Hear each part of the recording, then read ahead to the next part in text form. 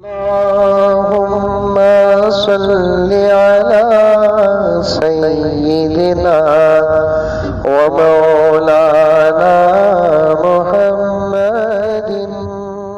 ये सियासी लीडर है ना, ये सियासी लीडर है ना, इनको इस्लाम पेश करने का मौका मिलकर भी पेश नहीं करते। पता नहीं कि ऐसे कामों में मुब्तला लोग, इनका हशर क्या होगा, इनका हिसाब क्या होगा, पता नहीं। अल्लाह के नबी के दरबार में हाजिरी का कैसे मौका मिलेगा, पता नहीं। जैसे ही नया साल शुरू होता है, मसाजिद के जिम्मेदारान में से अक्सर वो भी हैप्पी न्यू ईयर के कटआउट बनाते हैं। ये सियासी मुसलमान लीडरान भी कटआउट बनाते हैं। हमने तुमको मोहम्मद का गुलाम समझकर वोट डाला और जीतते ही तुमने गिरगिट की तरह रंग बदल दिया। बेहतर था कि तुम्हारे मुकाबले में हम किसी पक्के हिंदू को वोट दे देते। रहमतुल्लाहि व बरकातुहू।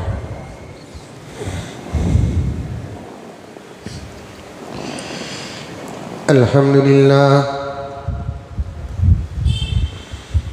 अल्हम्दुलिल्लाहि रब्बिल आलमीन वस्सलातु वस्सलामु अला सय्यिदिल अंबिया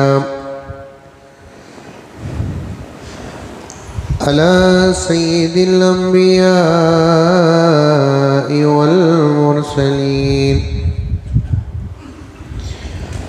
मुहम्मद व अला आलिहि व अस्हाबिहि अजमाइन। अम्मा बअद फअऊज़ु बिल्लाहि मिनश शैतानिर रजीम। बिस्मिल्लाहिर रहमानिर रहीम। या अय्युहल्लज़ीना आमनु उदखुलू फिस्सिल्मि काफ़्फ़ा वला तत्तबिउ खुतवाति शैतान इन्नहु लकुम अदुव्वुम मुबीन। वक़ाल तआला फ़ी मक़ामिन आख़र ला यस्तविल्लज़ीना यअलमून वल्लज़ीना ला यअलमून। वक़ाल तआला इन्ना अअतैनाकल कौसर फसल्लि लिरब्बिका वन्हर इन्न शानिअका हुवल अबतर। सदक़ल्लाहु मौलानल अज़ीम। अल्लाहुम्मा सल्लि अला सय्यिदिना नबीना मौलाना मुहम्मद वाला आलि सय्यिदिना नबीना मौलाना मुहम्मद वबारिक वसल्लिम। अल्लाहुम्मा सल्लि अला मुहम्मदिन बिअददि औराक़िल अशजार व बिअददि अख़्तारिल अमतार व बिअददि दवाबिल बरारि वल बिहार वअला आलिहि व सहबिहि व बारिक वसल्लिम। अल्लाहुम्मा सल्लि अला मुहम्मदिन कमा हुवा अहलुहु व मुस्तहिक़्क़ु। मुअज़्ज़ज़ सामीन किराम, पूरी मोहब्बत के साथ, शौक़ के साथ, उल्फत के साथ, प्यार के साथ, अदब के साथ, एहतराम के साथ, इखलास के साथ दिल की गहराई से एक मरतबा दरूद शरीफ पढ़ लें।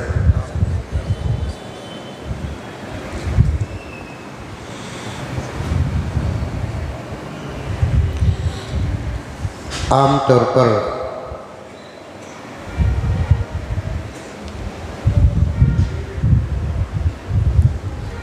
जुमे के दिन अगर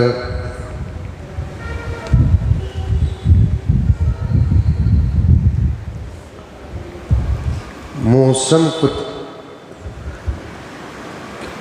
आगे पीछे होता है तो उसका असर जुमे पर पड़ता है।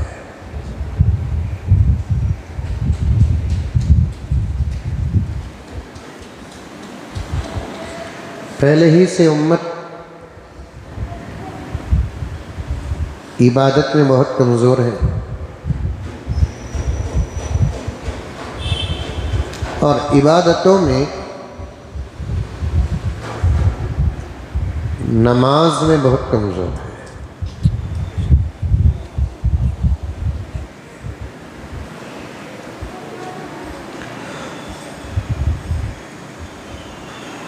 बारहा कह चुका है ये जुमला,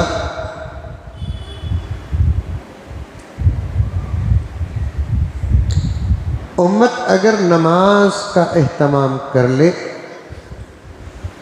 तो उसकी ज़िंदगी और उसकी दुनिया के तकरीबन 80% मसाइल हल हो जाएंगे।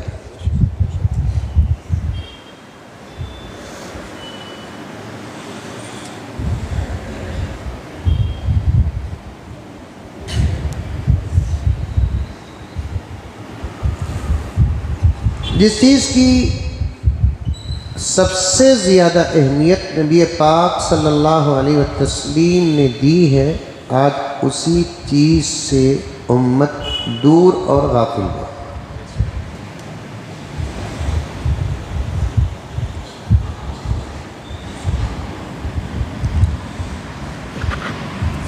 कदम ब कदम मुझे मेरे वालिद की बातें याद आती रहती हैं आजकल।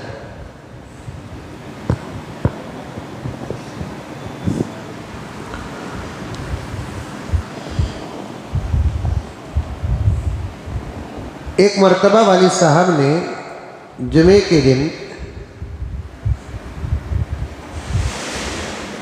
मुझसे कहा कि मियाँ जल्दी निकलो, टाइम हो रहा है।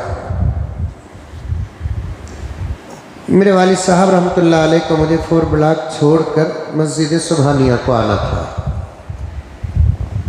खिदमत का मौका मिला। तो 11 बजे तकरीबन निकलना पड़ता था हमको, क्योंकि बेंगलोर की जो ट्रैफिक होती है ना, मैं समझता हूँ शायद हिंदुस्तान में किसी शहर में ऐसी ट्रैफिक नहीं होगी। बाज़ रास्ते तो इतने मशहूर हैं कि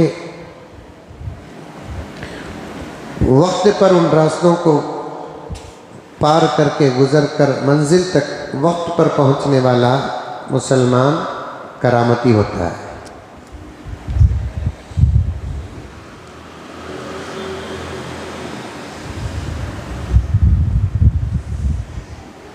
11 बजे निकलना था। वालिद साहब रहमतुल्लाह अलैह को 4 ब्लॉक छोड़कर फिर वहाँ से मुझे आना था।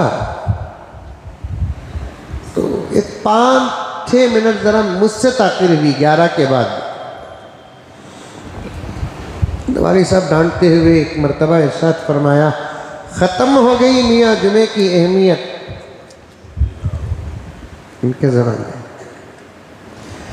हमारे बचपन में जुमे का मंजर ईद के मंजर की तरह था, वो फरमाते थे।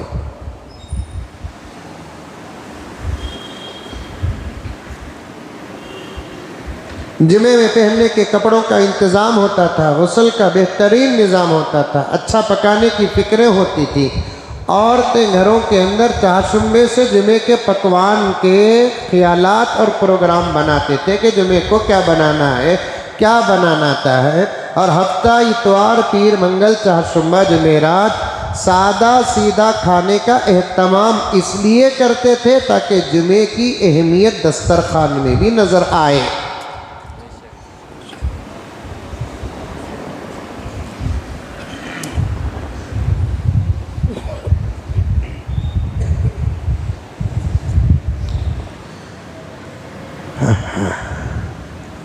अब ख़त्म हो सब।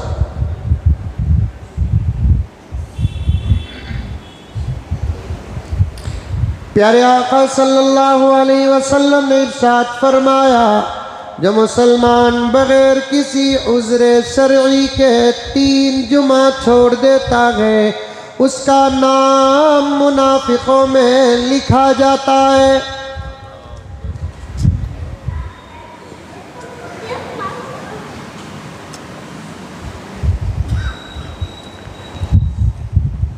बगैर किसी उज़्र शरई के उज़्र शरई बोले तो क्या? ऐसा उज़र, ऐसा मसला जिसकी वजह से खुद शरीयत जुमा छोड़ने की इजाज़त देती है। ऐसा अगर कोई मसला हो, मुसलसल 3 जुमा पीछे रहता हो और 3 जुमा अगर वो छोड़ता है तो फिर उसके ईमान पर कोई असर नहीं। अगर कोई ऐसा मसला जिसकी वजह से जुमा छोड़ने की क़त्अन किसी भी सूरत से इजाज़त नहीं है, मुसलमान छोड़ता है, 1, 2, 3 जुमा छोड़ देता है, तो उसका नाम मुनाफिकों में लिखा जाएगा।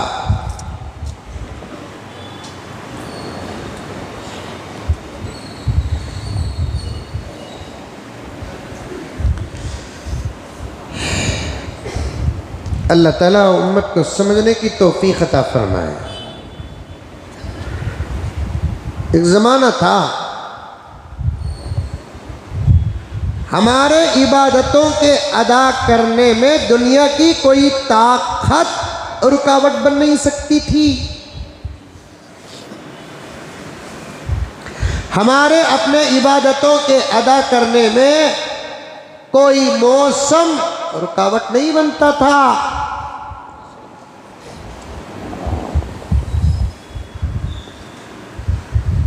और इस तरक्की के दौर में अगर हम छोटे छोटे आज़ार और उज़र की वजह से, मसाइल की वजह से इबादतों से रुकते हैं, तो फिर मेरे दोस्तों ये बहुत शर्म की बात है।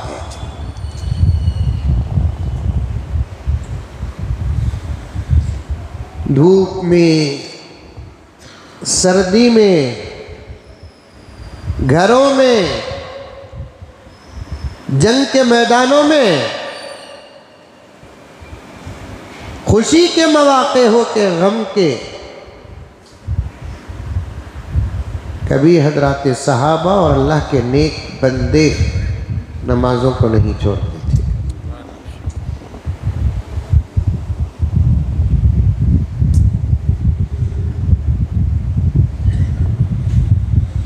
वो धूपों में तपती जमीनों में सजदे,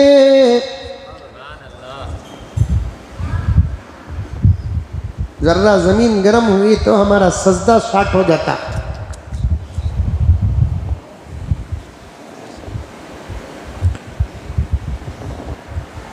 अल्लाह के नेक बंदे गर्म जमीन से मुकाबला करते। तू अपने ज़ात में गर्म है कि हमारा ईमान गर्म है, फैसला सजदों में हो जाएगा।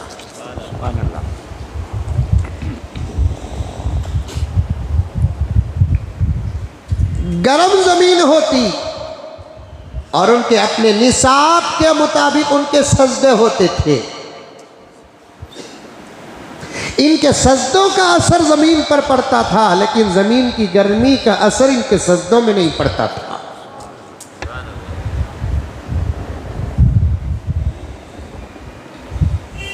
वो धूपों में तपती जमीनों में सजदे, सफर में वो घोड़ों की जीनों में सजदे, चट्टानों की ऊंची जबीनों में सजदे, वो सहरा बयाबा के सीनों में सजदे। जंगल में दाखिल होते, नमाज का वक्त होता, जंगल के खौफनाक मंजरों से बेपरवाह होकर मुसल्ले बिछाकर नमाज पढ़ लेते। देखा जाएगा कि शेर क्या करता है, कि चीता क्या करता है। हम कोई अपने ज़ाती काम में नहीं, खुदा की इबादत में लगे हुए हैं। जो अल्लाह का बंदा अल्लाह की इबादत में मसरूफ़ होता है, मेरे रब की कसम उसके कामों की हिफाजत और जानों की हिफाजत खुदा करता है। उलमा की अहमियत और अज़मत पर बात करते करते आते हुए रास्ते में जब बारिश हो रही थी, ये बातें मेरे जहन में आई तो मैंने मुकद्दमे के तौर पर आपके सामने बयान कर रहा हूँ। हालात कुछ भी हो जाए, अल्लाह की इबादत का दामन मत छोड़ो। इसी को ईमान कहते हैं, इसी को इस्लाम कहते हैं। ऐसे लोगों को अल्लाह के बंदे और मोहम्मद के ग़ुलाम कहते हैं।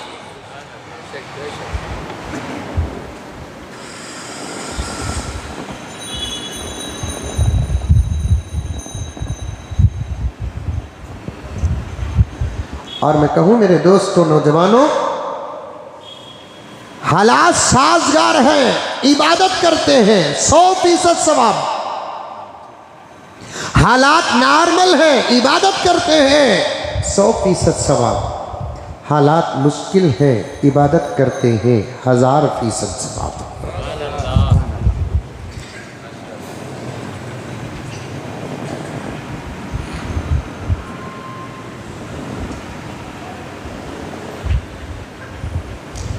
बारिश नहीं, मस्जिद तक पहुंचे, अच्छा अमल, अल्लाह राजी। बारिश है फिर भी मस्जिद को पहुंचे, अल्लाह राजी ही नहीं होता। ऐसे बंदों पर फरिश्तों के बीच में फख्र फरमाते हैं।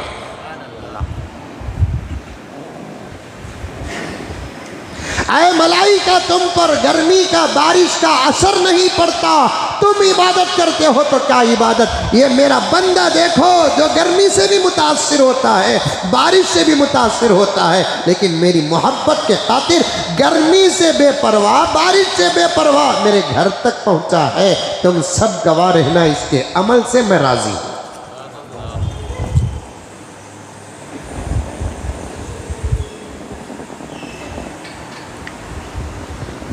इबादतों का मजा इम्तिहानों के बीच में होता है।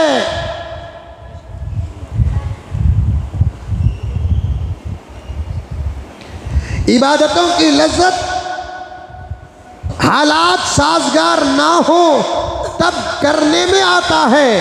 सैयदुना हजरत उस्मान गनी ने क्या कहा, मुझे गर्मी के रोजे और सर्दी की नमाजों में बड़ा मजा आता है। सुभान अल्लाह।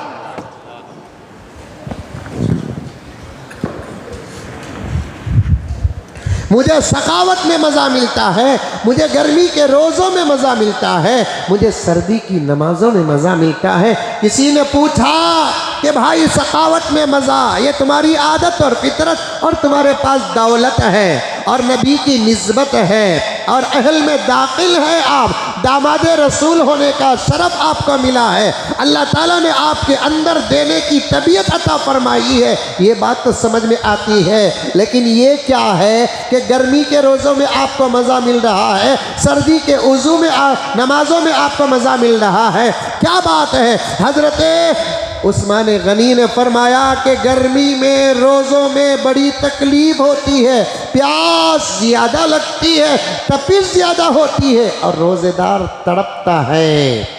ऐसे रोज़े बड़े मज़ेदार होते हैं। सर्दी की नमाज़ों में मज़ा कैकू, इसलिए कि सुबह को 4:45 बजे उठना, ज़बरदस्त गरम गरम बिस्तर, और सर्दी में जितने मज़े की नींद आती उतने मज़े की नींद गर्मी में आती। अरे बोलो बा, मैं सोतूं तुम्हें सोतई, कौन सोतई। गर्मी की नींद से ज्यादा सर्दी के नींद में मजा। भरक को ओढ़ने को सो जाओ, वो भी इतने मोटे मोटे कम्बला, ये मोटे मोटे नानियां, गद्दियां, बिस्तरा। ऐसे वक्त में मुअज्जिन की अजान कानों तक पहुंचना ईमान की अलामत है, और अजान सुनकर उठना ईमान की अलामत है।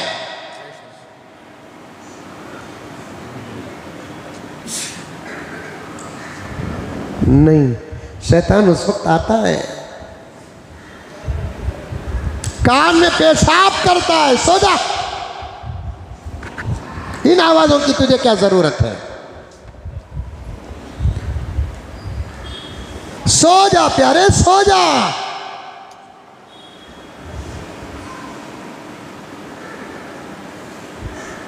नहीं, नमाज पढ़ना। सर्दी बहुत है, सर में दर्द आ जाएगा, सर्दी आ जाएगी, बुखार आ जाएगी, सो जा।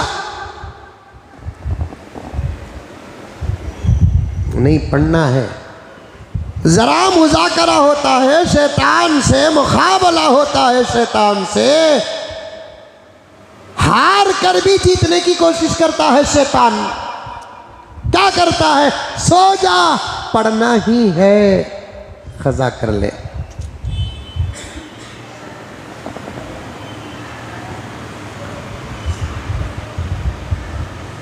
और ये हमला तो जरूर असर करता है, हाउ नहीं, हाउ नहीं। जबकि प्यारे आका ने फरमाया बगैर किसी उज़्र शरई के नमाज को वक्त पर अदा नहीं करे, वक्त ख़त्म होने के बाद अदा करे, जिसे ख़ज़ा कहते हैं, ऐसा आदमी भी अल्लाह के अज़ाब से बच नहीं सकता। कई हदीस की किताबों में ये रिवायत मौजूद है और बड़ी बड़ी मुस्तनद हदीस की किताबें आप उठा नहीं सकते। और आपको मैं उठाने के लिए किताब का हवाला देता हूँ, शेखुल हदीस ज़करिया साहब रहमतुल्लाह अलैह की मकबूल तरीन किताब, जिसको हर मस्जिद में हिस्सा मिला है, फ़ज़ाइल आमाल किताबुस सलात, उठा कर पढ़ो, ये रिवायत ज़रूर मिलेगी। कई 100 साल सिर्फ एक नमाज के क़ज़ा करने की सज़ा अल्लाह ताला देंगे।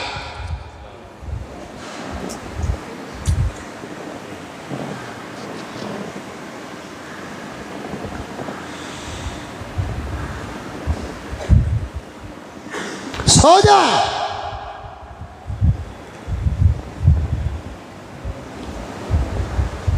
अब उठता है 9 बजे उठता है, 9:30 बजे उठता है। एक अल्लाह की बंदी ने मुझसे कहा कि हज़रत मेरे शौहर रोज नमाज क़ज़ा करते हैं। मैंने कहा कि तू उठ, मैं उठकर ही तो उठाती हूँ हज़रत। और सबसे बड़ा मसला ये है करम, हमारे घरों में फजर की नमाज में उठने उठाने का माहौल ही नहीं। रात के अंधेरे में मुसलमानों के मोहल्लों से गुजरे और मखलूत मोहल्लों से गुजरे, जहाँ हिंदू और मुसलमान दोनों रहते हैं, इन मोहल्लों से गुजरते हैं, पता नहीं चलता कि किसका घर मुसलमान का है और किसका घर गैर मुस्लिम का है। चंद साल पहले फर्क महसूस होता था। सुबह के 5 बजे मुसलमानों के घर जागते नजर आते, उनके घरों में रोशनियां नजर आती, तिलावतों की धीमी धीमी आवाज़ें नजर सुनाई देती, उनके दरवाजे और दरी से खुलने और बंद होने का माहौल नजर आता। पता चल जाता ये मोहम्मद के गुलाम का घर है। आज सबके घरों के दरवाजे बंद, सबके घरों के दरीचे बंद, एक सन्नाटा छाया हुआ होता है। खबरस्तानों में और आबादियों में कोई फ़र्क नज़र नहीं आता।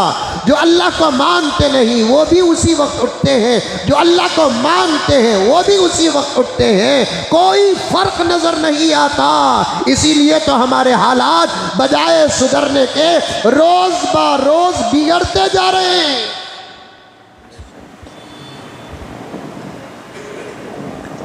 अंदर के हालात बिगड़ रहे हैं, बाहर के हालात बिगड़ रहे हैं, तबीयत के हालात बिगड़ रहे हैं, तिजारत के हालात बिगड़ रहे हैं, सियासत के हालात बिगड़ रहे हैं, अंधेरों के हालात बिगड़ रहे हैं, उजालों के हालात बिगड़ रहे हैं, बच्चों के हालात बिगड़ रहे हैं। हम बदलने के लिए तैयार ही नहीं है। नऊज़ बिल्लाह, नऊज़ बिल्लाह, 1 करोड़ मरतबा नऊज़ बिल्लाह, हमने अल्लाह को अल्लाह नहीं माना है, नऊज़ बिल्लाह हमने अल्लाह को गुलाम माना है। और ये जताने की कोशिश करते हैं मैं तेरी नहीं मानूंगा, तू मेरी मान।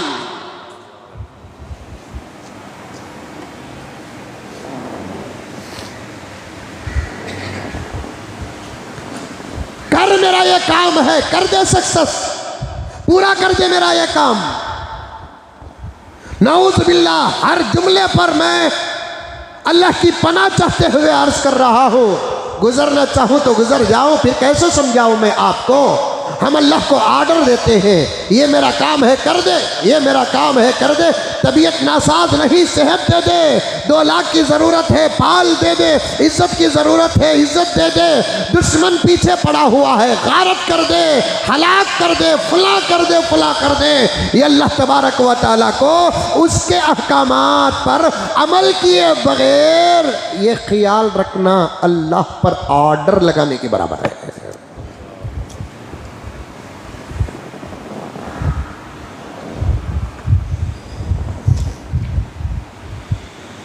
पहले इबादत करो ना, उसकी मानो ना,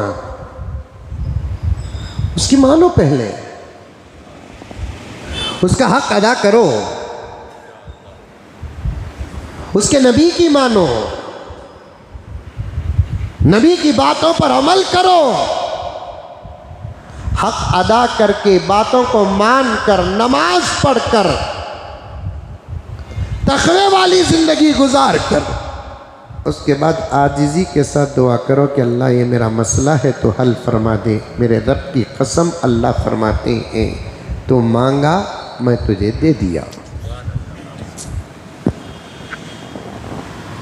फजर की नमाज नहीं पढ़ता, रोजी की बरकत की दुआ करता है। अहमक, तेरे दरवाजे तक पहुंचकर फरिश्ता बद्दुआ करके गया है, और तो बरकत की तावीजें लेने में लगा हुआ है।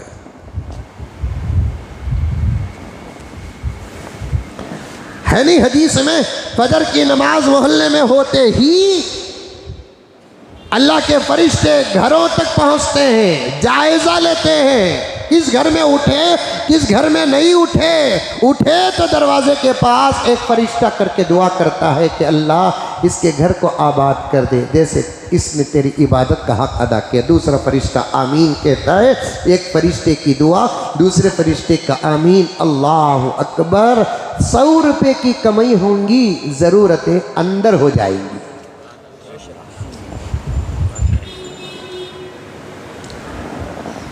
₹100 की कमाई, ज़रूरतें पूरी हो जाएंगी।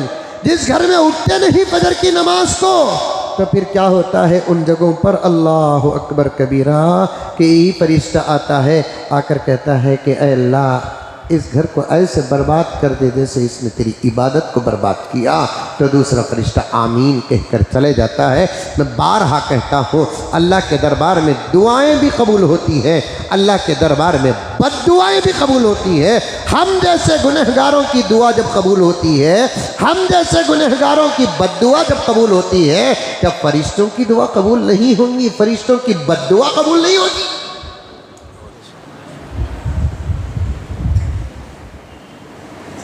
और एक जुमला कहता हूं, उसे सुनते हुए गुजर जाओ और समझते हुए गुजर जाओ। कई दिनों से मैं कहना चाहता था, आज अल्लाह ताला ने मुझे मौका दिया है, आज मुझे अल्लाह तबारक व तआला मौका दिया है। मासूम बच्चे आमतौर पर जब हॉलीडे होते हैं तो हमारी मस्जिद को ज़रा ज़्यादा ही आते हैं, और ये बच्चे पढ़ते ही कितना और कहाँ पढ़ते हैं ये तो मालूम नहीं है मुझे। छुट्टियां तो इतनी इनकी ज़िंदगियों में मिल रही हैं, इनके छुट्टियां को देख डालकर हमें सोचना पड़ता है, हमें भी ये ज़माने में पैदा होते तो अच्छा था ना बेटा। कौन सा मिनिस्टर मरता कि मैं असेंबली से लेकर पार्लियामेंट तक ये बात पहुंचाना चाहता हूं, एजुकेशन मिनिस्टर्स तक पहुंचाना चाहता हूं, लीडरों के मरने पर बच्चों को छुट्टियां मत दो, वरना ही लगा दुआ में लग जाएंगे। अल्लाह, रोज़ एक खुला।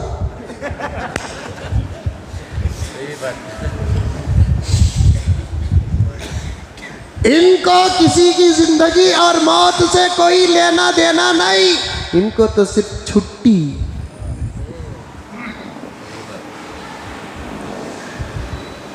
जबरदस्ती पढ़ रहे हैं, हर बच्चे का मिजाज है वो। उनका मकसद खेल है, पढ़ना नहीं। हमारा मकसद पढ़ाना है, खेलना नहीं। ये जो बच्चे हैं ना, इनको ना पढ़ाए तो कभी नहीं पढ़ेंगे।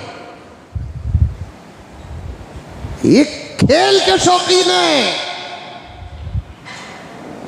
जिम्मेदारी पढ़ाने की हमारे ऊपर है, पढ़ने की जिम्मेदारी इनके ऊपर नहीं है। पढ़ने की जिम्मेदारी आपके ऊपर है। आप समझदार हैं, बालिग हैं, आपके ऊपर है पढ़ने की जिम्मेदारी, ये बच्चों के ऊपर नहीं है। इनको ज़बरदस्ती पढ़ाया जा रहा है, क्योंकि ये उम्र अगर पढ़ लिए तो फिर आइंदा चलकर इनका रास्ता आसान हो जाएगा।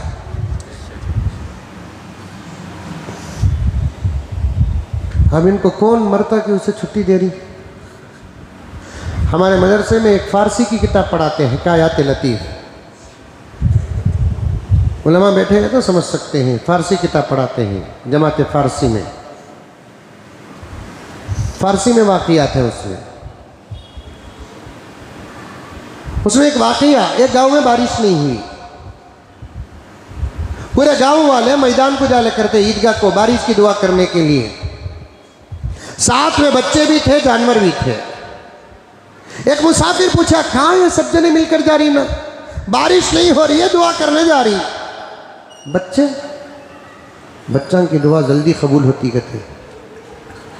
तो उन्हें पूछने वाला बोला कहते, अगर बच्चों की दुआ कबूल होती तो दुनिया में एक उस्ताद भी जिंदा ना रहता। मारते से उठना, होमवर्क ना करने पर तम भी वही करते ना। ये अच्छा माहौल बना रखा है। कोई बड़ा मर गया छुट्टी दे दो, कोई बड़ा मर गया छुट्टी दे दो।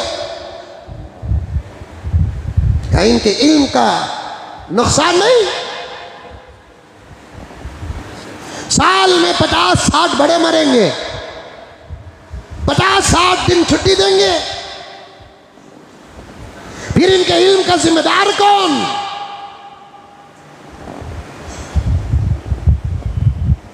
क्यों नहीं उठती ये बात असम्बलियों और पार्लियामेंटों में?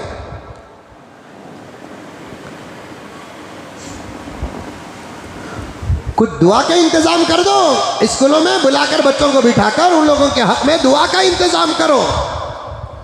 अपने अपने मजहब के तौर तरीके पर कर लो, अलग बात है, लेकिन छुट्टी मत दो। इल्म का नुकसान माल के नुकसान से बड़ा है, इल्म का नुकसान जान के नुकसान से बड़ा है। हजरत इमाम अबू यूसुफ रहमतुल्लाह अलैह शादी से पहले भी पढ़ते थे, शादी के बाद भी पढ़ते थे। शादी के बाद जब हजरत इमाम अबू यूसुफ रहमतुल्लाह अलैह के बच्चे का इंतकाल हुआ, हजरत इमाम अबू यूसुफ को खबर पहुंची आपके लाल का इंतकाल हो गया, तो हजरत के आंखों में आंसू आए, शफकत का इजहार किया, दर्द का इजहार किया। सबक को जाना था, खबर सुनाने वाले से कहा कि जाओ अच्छे तरीके से गुस्ल, कफन, दफन, जनाजे का इंतजाम कर देना। बच्चे के जनाजे के लिए मैं सबक छोड़ना नहीं चाहता।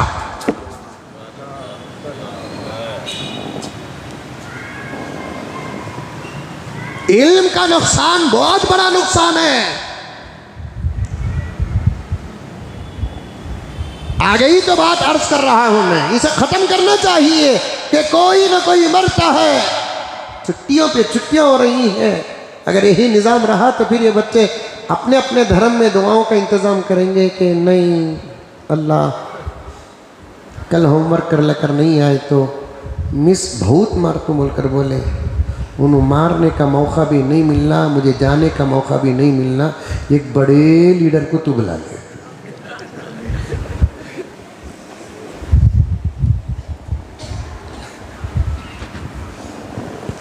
गर्ज में क्या कह रहा था, इन बच्चों को बात समझ में न आए, इन बच्चों को बात समझ में न आए। इबादतों को कभी न छोड़ो, मौसमों का असर इबादत पर पड़ने ना दो। सुबह को उठ जाओ, नमाज पढ़ो, कुरान की तिलावत करो, जिक्र करो, दुरूद पढ़ो, उठने की ताकत अपने अंदर पैदा करो, उठने के जराए अपने अंदर पैदा करो। एक दूसरे को बोल कर, वादा लेकर, गुजारिश करके सो जाओ। उठा दो महबूब फजर में, एक मिसकाल दो महबूब फजर में, मौलाना जरा एक मिसकाल दो, आपको तो उठना ही है, नमाज पढ़ाना है, आपको इमामत करना है। नमाज छोड़े तो उतना बड़ा गुनाह नहीं इस जमाने में जितना इमामत छोड़े तो गुनाह है। नमाज नहीं पढ़ने वाला भी एतराज़ करता है, क्या की कहते आज मौलाना फजर की नमाज को आई नहीं कहते, कल भी आई नहीं कहते, महीने में 10-12 दिन नहीं आते कहते फजर की नमाज को। एतराज़ कौन करता है? फजर की नमाज को आने वाला एतराज़ नहीं करता, नहीं आने वाला एतराज़ करता है, चाहे कमेटी के अंदर का हो कि बाहर का।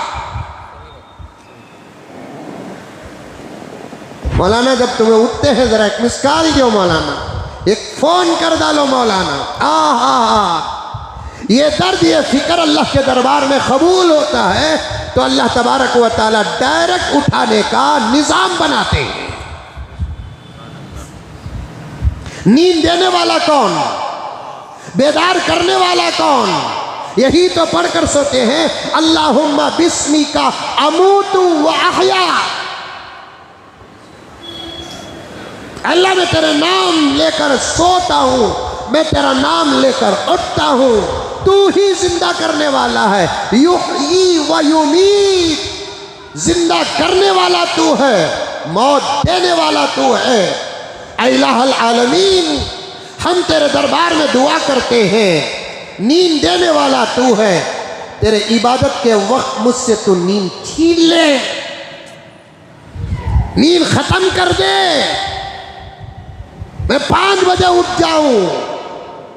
हमारे से पहले के बुजुर्गान बैठे हुए हैं, नमाज के आशिकीन और शौकीन बैठे हुए हैं, पूछ कर देखो। मैंने कई बुजुर्गों से ये जुमला सुना कि 5 बजे के बाद नींद नहीं आती नहीं मौलवी साहब, 4 बजे के बाद नींद नहीं आती नहीं मौलवी साहब। लिटते लिटते करवटा बदलते बदलते उठ कर निकल जाता हूँ मस्जिद को। उसकी 2 वजह हैं। 5 बजे के बाद नींद ना आने की 2 वजह है। ये इबादत की फिक्र है, दूसरा रात को जल्दी सोने का फायदा है। 5 बजे के बाद नींद ना आने की 2 वजह है, 4 बजे के बाद नींद ना आने की 2 वजह है, 4:30 के बाद नींद ना आने की 2 वजह है। ये क्या है? इबादतों का शौक, इबादतों का डर, इबादतों की फिक्र है, अल्लाह का हिसाब का सवाल का डर है। नमाज छोड़ूं अल्लाह पूछेंगे, फजर छोड़ूं अल्लाह पूछेंगे, जिंदगी की बरकत खत्म हो जाएगी, रोजी रोटी की बरकत खत्म हो जाएगी, सुकून खत्म हो जाएगा, प्यार खत्म हो जाएगा, मोहब्बतें खत्म हो जाएंगी, दौलत होगी टेंशन होगा, दौलत होगी परेशानी होगी, घर होगा मुसीबतें होंगी।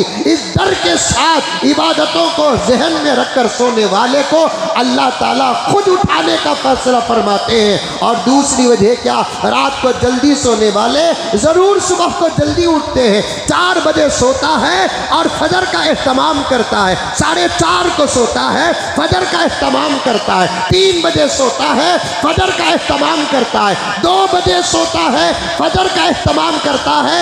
ऐ मुसलमान, ना तेरे बस की बात है ये, ना मेरे बस की बात है।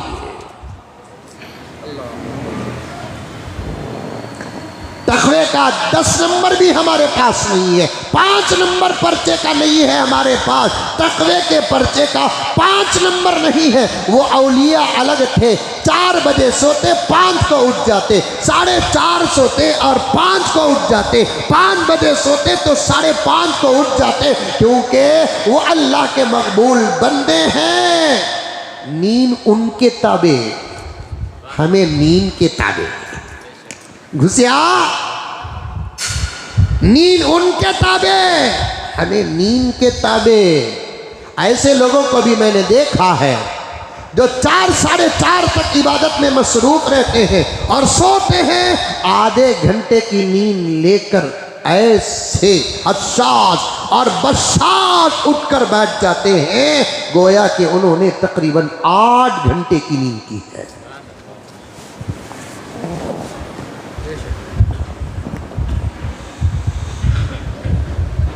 हज़रत इमाम अबू हनीफा रहमतुल्लाहि अलैहि उन अल्लाह के बंदों में से थे जो 40 साल इशा के वज़ू से फजर की नमाज पढ़ी है।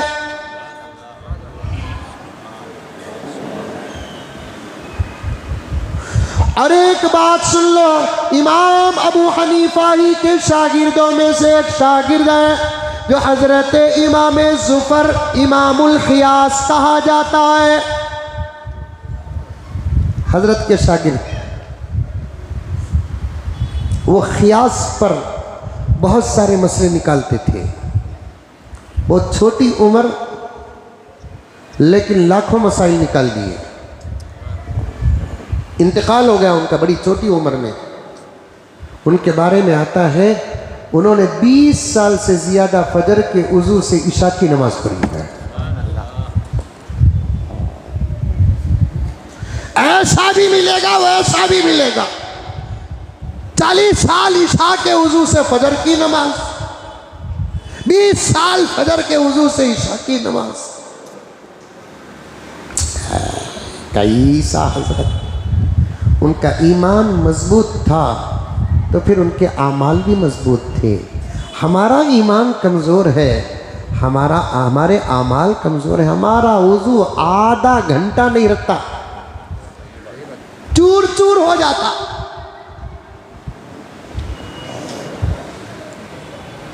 मैं हज को जाने वालों से बारहा कहता हूं, भाई वजू को बचाने की भी प्रैक्टिस करके जाओ।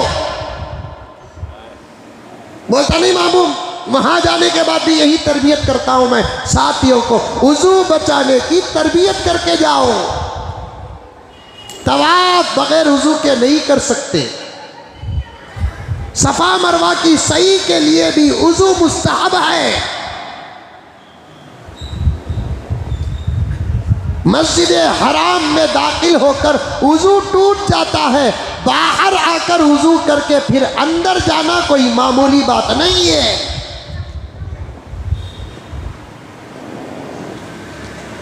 मस्जिद उमर फारूक का इहाता जितना उतना मस्जिद हराम नहीं। जामिया मस्जिद सिटी जितनी है उतना मस्जिद हराम नहीं। एक बहुत बड़ी मस्जिद है मस्जिद हराम, वहां अंदर बैतुल खला बाथरूम वाशरूम नहीं, जाना बहुत दूर।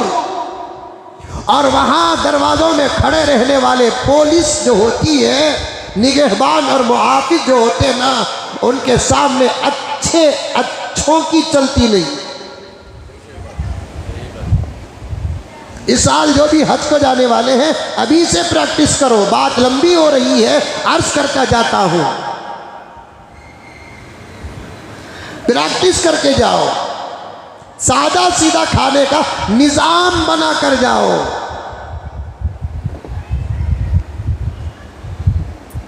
बाहर निकल गए तो फिर अंदर आने नहीं होता। वो दरवाजा बंद कर लेते हैं तो फिर शायद रूह भी बड़ी मुश्किल से अंदर दाखिल होती है। रिक्वेस्ट, गुजारिश, दोस्ती, रिश्तेदारी नहीं क्षमा।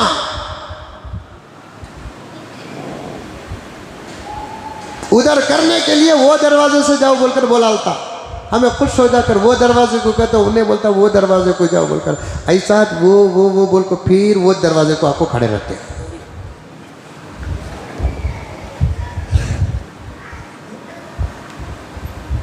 बड़ी परेशानियां होती है हुज्जाज को वहां पर। हमारा वुजू तो आधा घंटा नहीं रखता। हमारे बुजुर्गों का वुजू 8-8, 9-9 घंटे रहते थे। अल्लाह अकबर कबीरा। 8-8, 9-9 घंटे वुजू। जरा सोच कर देखो, इशा के वुजू से फजर की नमाज, फजर के वुजू से इशा की नमाज, फजर के वुजू से जोहर की नमाज। आज भी कुछ अल्लाह वाले ऐसे हैं जो असर से पहले वुजू करके हरम में दाखिल होते हैं तो इशा की नमाज पढ़ के वापस आते हैं। कम से कम 3-4 घंटे तो वुजू उनका रहता है ना, अल्हम्दुलिल्लाह। वुजू की हालत में बार बार रहो, इंशाअल्लाह ताला वुजू तुमसे लग जाएगा। कभी भी एक वक्त मुलाकात अगर मैं महबूब से करूं, क्या वो मेरा दोस्त बनेगा? अरे फलसफा समझो, फलसफा। कभी भी मैं बादशाह से आड़ी अम्मावास को एक मरतबा, साल 2 साल में एक मरतबा में मुलाकात करूं तो क्या बादशाह मेरा दोस्त हो जाएगा?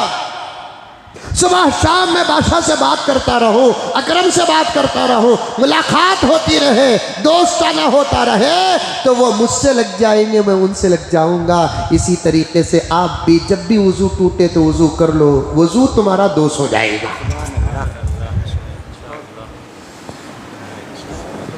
वुजू टूटते ही वुजू कर लिए, वुजू टूटते ही वुजू कर लिए, वुजू टूटते ही वुजू कर लिए, तो वुजू सोचेगा इन्हें मंजे छोड़ रहा है, नहीं चलो इसके साथ ही ठहर जाओ। हमारा वुजू कब वारम को 1 मरतबा जुड़ता, फिर 3 साढ़े 3 बजे टूट जाता, फिर आइंदा वारम। बाज लोगों का वजू तो हो ये साल टूटा तो आइंदा साल।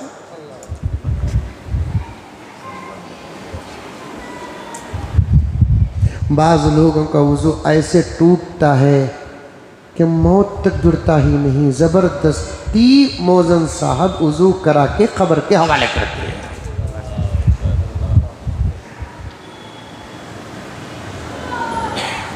पैगंबर की सुन्नत को मामूली न समझो। हजरत इलियास साहब रहमतुल्लाहि अलैह मुजद्दिद दावत व तबलीग, आपके मलफूजात में आता है आमाल पर मेहनत करो, आमाल जिंदा रहेंगे। आमाल पर मेहनत खत्म हो गई तो फिर आमाल तुमसे छूट जाएंगे। आमाल पर मेहनत करो, आमाल पर मेहनत करो, उजू पर मेहनत करो, उजू पर मेहनत करो, बार बार उजू करते रहो। आफर देता हूँ, मसला बताता हूँ, उजू करने का तरीका आप जानते हैं। बात आ गई तो छोड़ कर क्यों जाओ। उजू करना कैसे है? 3 मरतबा कुल्ली करना, 3 मरतबा हाथ धोना, तरतीब बुझ गई। 3 मरतबा दोनों हाथ धोना, 3 मरतबा कुल्ली करना, 3 मरतबा नाक में पानी डालना, 3 मरतबा चेहरा धोना, 3 मरतबा दोनों कोहनियों समीत धोना, 1 मरतबा सर का मसाह करना, कान का मसाह करना, गर्दन का मसाह भी कर लो, इख्तिलाफ है उसके अंदर। 3 मरतबा दोनों पैरों को धो लेना। आका ने फरमाया 1 मरतबा भी जायज़, 2 मरतबा भी जायज़, 3 मरतबा भी जायज़ है, लेकिन 3 मरतबा मेरी उम्मत का उजू है।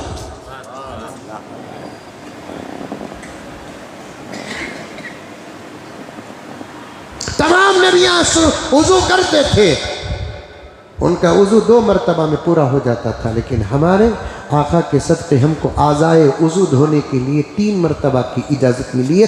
4थी मरतबा नहीं, जानबूझकर नहीं। शक रहा तो 4थी मरतबा करो, शक नहीं है तो 3 मरतबा पर बस कर लो। अगर आपको यकीन है मैं 3 मरतबा धो चुका हूँ तो फिर 4थी मरतबा उजू के लिए पानी का इस्तेमाल इसराफ में दाखिल है। उतने ख़तरों का खुदा के पास हिसाब देना है। अभी इसी हफ्ता पता नहीं 2-3 दिन पहले एक साहब ने मुझे बहुत अच्छी बात बताई, मसला भी पूछा और साथ उन्होंने मुझे बताई बात। उनके सवाल में इखलास था। आज ही जुमा को बात आ गई, मौलाना गुस्ल कर लेने के बाद फिर भी वुज़ू करना क्या? बहुत अच्छा सवाल। गुस्ल कर लेने के बाद फिर भी वुज़ू करना क्या? मैंने कहा कि अगर गुस्ल की इब्तिदा वुज़ू से किए हैं तो गुस्ल करने के बाद फिर वुज़ू करने की ज़रूरत नहीं जब तक टूटता नहीं। समझ में आया मसला?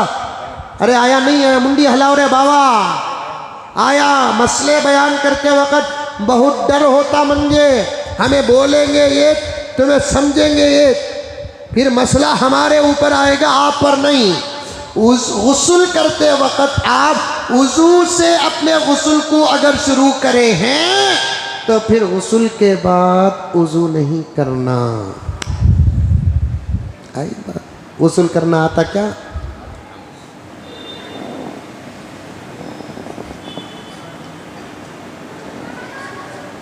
साबुन, शैम्पू, पानी, ये गुस्ल।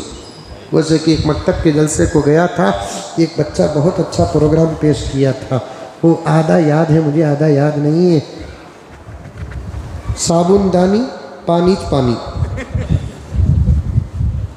साबुनदानी पानी पानी। नौजवानों मुझे माफ़ करो, जितना वक़्त तुम्हें मोबाइल में गुजारते हैं उतना वक़्त दीन सीखने में गुजार देते, तुम पर इस्लाम को फ़ख्र होता।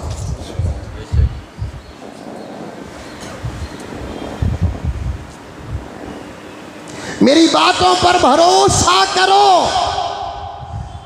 तुमने मुझको अपना समझ रखा है और हूं भी मैं आप ही का, इसलिए मेरे पास हालात के और माहौल के और नौजवानों के जितने सवालात आते हैं शायद कि किसी और मौलाना के पास आते होंगे। आपकी मोहब्बतों को मैं सलाम करता हूँ अपना समझकर। इस आदत से आप लोग सवालात करते हैं। एक मर्तबा एक नौजवान मुझसे पूछता है कि हजरत शादी होगी, अब मैं गुस्ल करना, वो पहले करता था ना, वो गुस्ल और ये गुस्ल सेम की अलग की? फजर की नमाज उठने पर बात चलते चलते यहाँ आया हूँ, उलमा की अजमत पर बयान करने के लिए पूरा मजमून लेकर आया हूँ जो 4 जुमा से चल रहा है। अल्लाह ताला ने आज मुझे अपने फजल से कुछ और दे रहा है तो मैं आपकी खिदमत में दे रहा हूँ। मैंने कहा कि भाई बालिग होने के बाद शादी से पहले गुस्ल का जो तरीक़ा है, शादी के बाद भी गुस्ल का वही तरीक़ा है, कुछ फर्क नहीं है, कुछ फर्क नहीं है।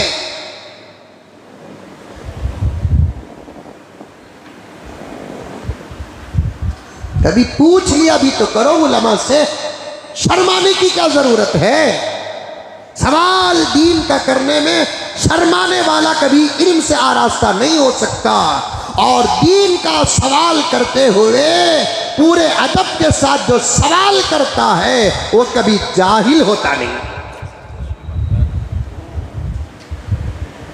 हमें ही जवाब देने के वास्ते, हाँ हो सकता है कि कभी ज़रा डांटेंगे, नाराज़ नहीं होना, हमारे डांट में भी मोहब्बत है, हमारे गुस्से में प्यार है, शफकत है। डांटेंगे फिर सही जवाब इंशाअल्लाह ताला देंगे। हजरत तुमने पूछने डर होता, हजरत कहीं को डर रहा भी, क्या खा ले तो नहीं? वैसा मैं खाने वाला रहा तो भी तुझे खा सकता हूं, इतना बड़ा है, अल्लाह बड़ा ही रखे।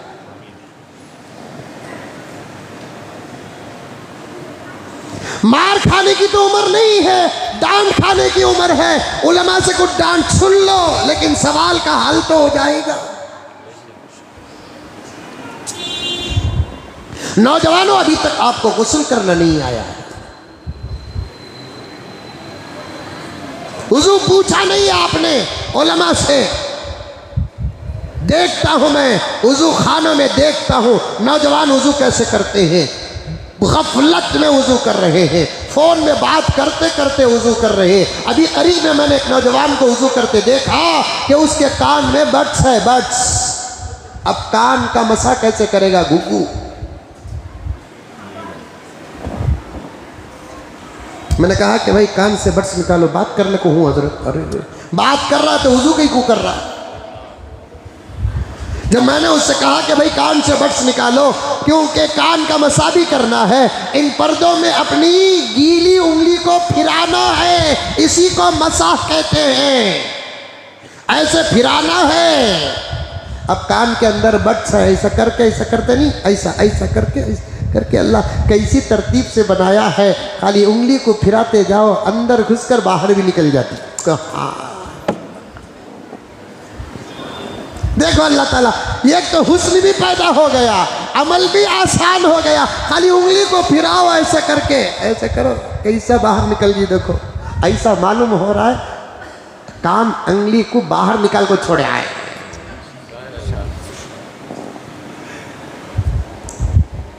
अब कान में बड्स रख लगा हूँ, अच्छा आरू यार उठा के कि बकरा है, बंदे का जरूरत है उसकी सुनने के लिए। कभी किसी की अपनी उसकी गुफ्तगू न सुनो, ये भी चोरी में दाखिल है। हाँ, किसी दूसरे का खत नहीं पढ़ना। जरा देव अकरम मोबाइल कहता उनका मोबाइल ले ले को, मैं कॉल कर को देना, उनका व्हाट्सअप खोल ले को, मैं पढ़ ले को नहीं रहना, गुनाह है कबीरा है, गुनाह है कबीरा।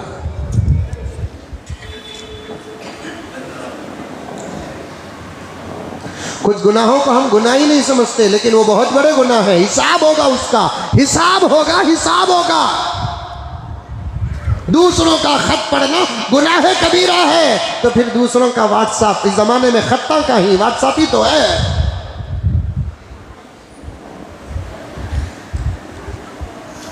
ऐसा तो जोरू भी पढ़ना नहीं, जाको बोलेंगे ये जरूर बोलेंगे घर में, ये जरूर बोलेंगे। आए सुनी क्या आज का सुन बयान, मेरा मोबाइल उठा उठा को चेक करती ना, मौलाना क्या बोले देख, क्या बोले जी।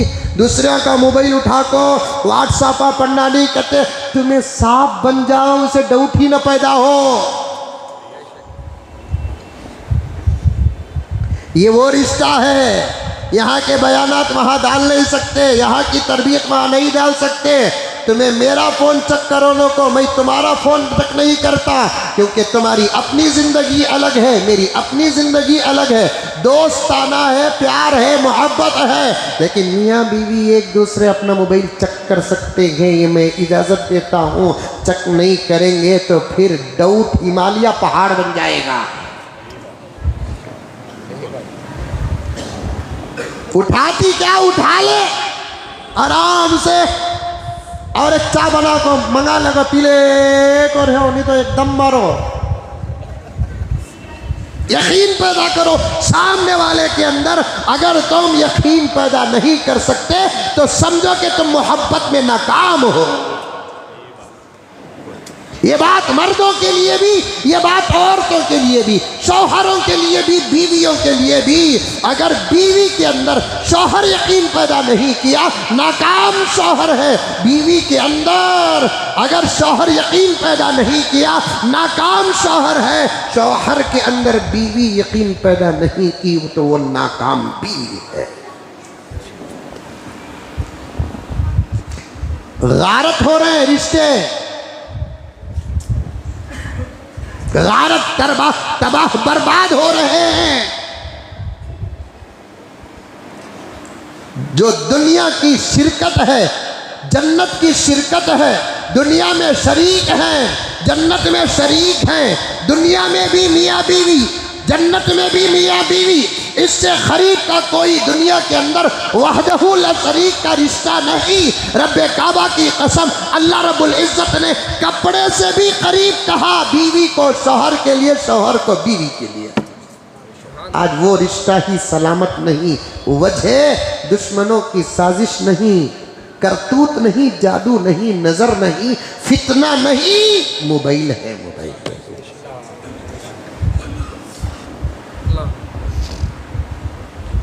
कौन की कर डाले मियाँ बीवी को, ये बोलते हमने सुना है। आज देखते हैं कौन भी नहीं किया, इस मोबाइल ने रिश्ता गारत करके रख दिया।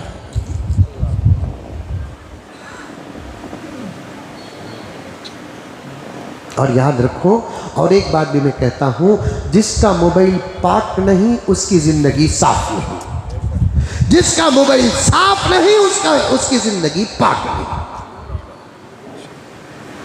क्या हालत आई मेरे प्यारे नौजवान। मैं क्या कहूं तेरे सामने। एक जमाना ये कहना पड़ता था कि दिल साफ रखो, अब हालत ये आ चुकी है कि मोबाइल साफ रखो।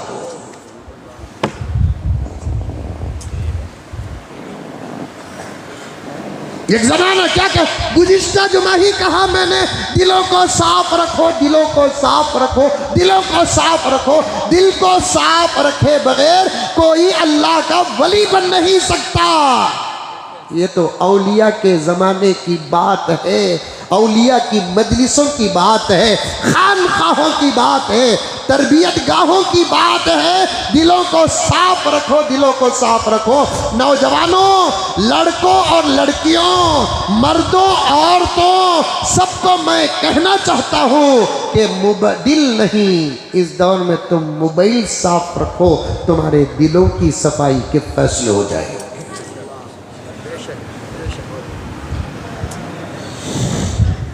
है मोबाइल साफ हमारा। और एक हादिसा सुनो इस हफ्ते का। मोबाइल किसी को दियो को बोलो, और वो क्या बोलते, ईमेल, वो मोबाइल ऑन करने के वास्ते डालना पड़ता नहीं, आप ही तो करते हैं ना। ईमेल किसी को दियो को, तुम्हारा ईमेल तुम्हें यूज़ करो, तुम्हारा ईमेल तुम्हें यूज़ करो, पासवर्ड भी किसी को दो न को। दुनिया से एतबार खत्म हो गया, भरोसा खत्म हो गया, एतमाद खत्म हो गया। हाँ, पूरे घर का एक ईमेल रखो, अलग बात है। कुल्लुकुम राइन व कुल्लुकुम मसऊलुन अन रइयतिही। लेकिन मेरा ईमेल मैं महबूब को न दूं, महबूब का ईमेल से मेरा फोन में ऑन न करूं, इतना भी भरोसा मत करो। सूरतों में मुस्कुराहट है लेकिन दिल बड़े गंदे हैं। जब हालत हमारे ऊपर आती है ना, बचने के लिए मैं हालात किसी के कांधे पे डालने के लिए पीछे नहीं हटूंगा। ये दौर है, ये दौर, ये दौर है। एक वाकया आया मेरे पास, भाई और बहन दोनों का मेल एक है, ईमेल एक है मोबाइल का। बहन अल्लाह की नेकबंदी, मदरसे की पढ़ी हुई आलिमा बच्ची, शादी हुई, शौहर ने मोबाइल की इजाजत दे रखा। इस जमाने में शौहरों की तरफ से बीवियों को मोबाइल की इजाजत मिलती है, ये मोहब्बत की बहुत बड़ी दलील है। वरना औरतों को इस दौर में मोबाइल की इजाजत देना खतरे से खाली नहीं है। आज का बयान सुनने के बाद पता नहीं क्या बोलते, वो यूट्यूब के बयान के नीचे आते ना, क्या लिखो भेजते कमेंट्स। अब औरतों की क्या क्या कमेंट्स आते हैं कि मालूम नहीं। देव जरूरत रही तो दो, लेकिन अपने अंदर में रखो। बात आ गई तो अर्ज कर रहा हूं, बहुत गहराई में जा रही है बात, उजू से बात आ गई। मैं आज उजू के बारे में कुछ जरूर कहूंगा, इन बातों को सुनते जाओ, मेरा रब दे रहा है। भाई और बहन का मेल एक है, ईमेल। शौहर ने इजाजत दे रखा है, बीवी आलिमा है। आलिम पर भरोसा न करे तो फिर किस पर भरोसा करे। नाज था शौहर को, मेरी बीवी आलिमा है, कुरान पढ़ी हुई है, हदीस पढ़ी हुई है, फला मदरसे की फारिगा है और घर में बच्चों को दीनी तालीम भी देती है। एक मर्तबा शौहर ने अपनी बीवी का मोबाइल निकाला तो उसके मोबाइल में मेल से वो क्या देखते मालूम होता, कहते मुझे उतनी गहराई नहीं मालूम है, मेरे हाल मेरा मोबाइल जो भी ये होता है हमारे अब्दुल वाहिद करते हैं, तो मेल से मालूम होता है। तो यूट्यूब में उन्होंने जाकर ऐसे ही देखा तो मेल के अंदर गंदी गंदी तस्वीरें और क्या क्या के अंदर थे। तो शौहर को अपनी आलिमा बीवी के इल्म पर डौटा गया, हंगामा बर्पा हुआ। बीवी ने कसम खा रही है मुझे कुछ नहीं मालूम, लेकिन उसके मोबाइल में सबूत है। तहकीक करने के बाद पता चला कि भाई जो देखता था उसका असर मोबाइल पर पड़ता था। शौहर को अपनी बीवी पर डाउट हो गया, तलाक के करीब चला गया मसला। तहकीक न होती तो तलाक हो जाती।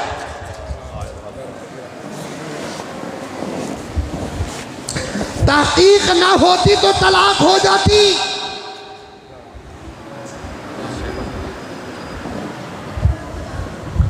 ला हौल वला कुव्वत इल्ला बिल्लाह। अल्लाह हर एक की जिंदगी की हिफाजत फरमाए, हर एक की जिंदगी की हिफाजत फरमाए और अपनी जिंदगियों को बचाने की पूरी कोशिश करो। नौजवानों, निकाह शान से कर लेना कमाल नहीं है, प्यालस में कर लेना कमाल नहीं है। 10-10 लाख रुपए शादी महलों के किराए देकर शादियां कर लेना कमाल नहीं है। ये शादी का एक दिन है, इम्तिहान तो पूरी जिंदगी है। शादी के बाद शादियों को निभाने और संभालने की कोशिश करो ताकि तुम्हारी जिंदगियों पे तलाक और खुला का दाग ना लगे।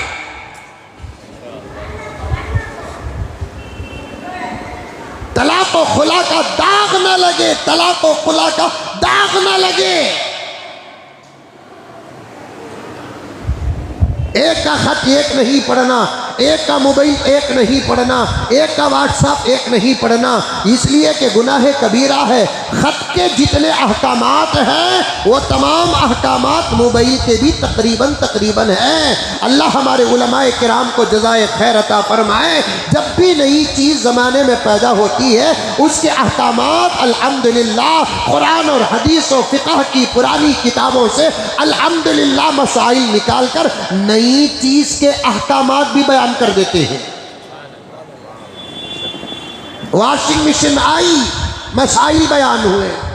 वाच आया, मसाइल फ़िक़ह के किताबों में वाच पहनकर नमाज पढ़ने का क्या हुक्म है, ये भी एक सवाल है। चश्मा आया तो चश्मा पहनकर नमाज पढ़ने का क्या हुक्म है, ये भी सवाल है और ये भी जवाब है। अल्हम्दुलिल्लाह सुम्मा अल्हम्दुलिल्लाह। नई चीज़ जब दुनिया में आती है तुम्हारे लिए फैशन है या तुम्हारे लिए ज़रूरत है, लेकिन उलमा के लिए वो नई चीज़ एक नई तहकीक है। नई चीज़ एक नई तहकीक है। शुरू में वाच पर मसाइल आए, क्योंकि जब हाथ ऐसे बांधेंगे तो ये हिस्सा इस हिस्से को लगना है, लेकिन वाच बीच में हाइल हो रहा है, क्या नमाज पर असर पड़ता है कि नहीं पड़ता है, इस पर तहकीकात हुए। और ये पूरा मजमून मैंने हज़रत मौलाना सईद पालनपुरी रहमतुल्लाहि अलैह दारुल उलूम देवबंद के मुहद्दिस कबीर के बयान में सुना। चश्मा पहनकर नमाज पढ़ने पर एक ज़माने में फ़िक़ही मसाइल और सेमिनार मुनक़िद हुआ। नई चीज़ आती हो तो तुम उसे इस्तेमाल करते हो या छोड़ते हो, लेकिन नई चीज़ों की तहक़ीक़ उलमाए किराम करते हैं। पता नहीं कि आज मुझे बयान में मसाइल के लिए क्यों याद आ रहे हैं, शायद आपकी ज़रूरत है। मोबाइल आया, इतनी मोटी मोटी किताबें हैं, इतनी मोटी मोटी किताबें हैं। नमाज में ज़रूरत पर खुजाना जायज़, टोपी गिर गई तो उठाकर पहनना जायज़, समझ में आई बात है। लेकिन काम छोटा हो, अमल खलील बोलते उसे, फ़िक़ह की किताबों में जो लिखा है लफ्ज़ वो बताता हूँ, उसका तर्जुमा भी करता हूँ। लेकिन नमाज की हालत में बड़ा काम करने से नमाज टूट जाएगी, जिसे अमल कसीर कहते हैं। अमल कसीर कहते हैं वो काम नमाज में करना जिसको करते हुए बाहर का आदमी देखा तो समझना कि इन्हें नमाज में नहीं है, तो ऐसा काम करने से नमाज टूट जाती है। इसे बोलते हैं अमल कसीर। समझ में आई बात है? दिख रहा है? अरे बयान कर रहा हूँ सो, बता रहा हूँ सो, टाइम देखने के वास्ते। अब ये अमल है ना नमाज में, अमल कसीर, इससे नमाज टूट जाती है।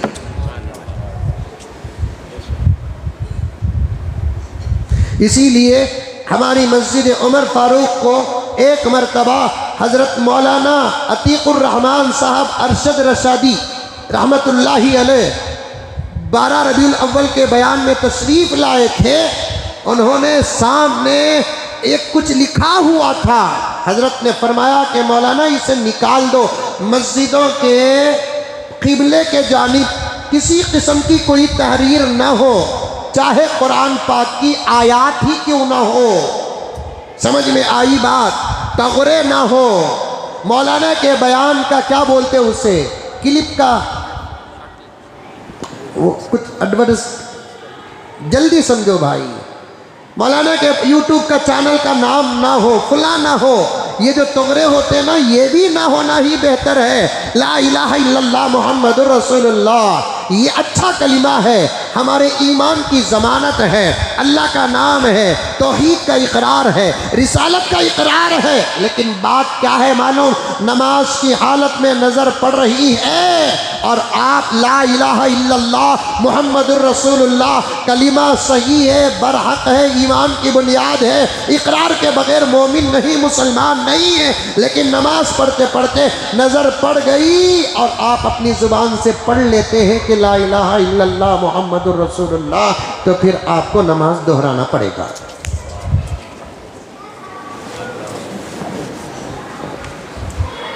नमाज में वही पढ़ो जो पढ़ने का हुक्म है।